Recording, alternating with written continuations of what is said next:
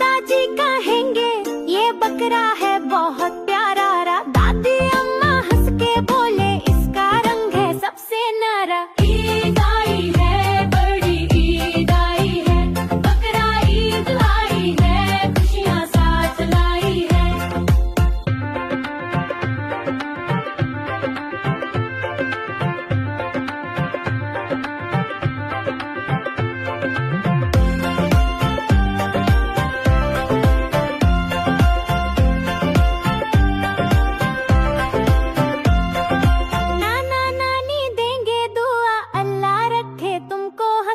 मामा मामी चाचू बुआ के ये बकरा है सबसे हंसमुख बच्चा। ईद आई है बड़ी ईद आई है, बकरा ईद लाई है, खुशियाँ साथ लाई है। भाई बहन नाच उठेंगे बकरा देख के गीत गाए।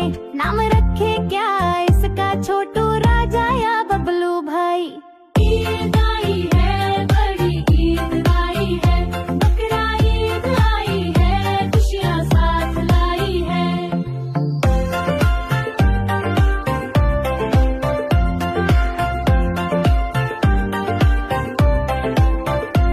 बकरा दौड़ा सब हंस हंस पड़े, तालियां सबने बजाई।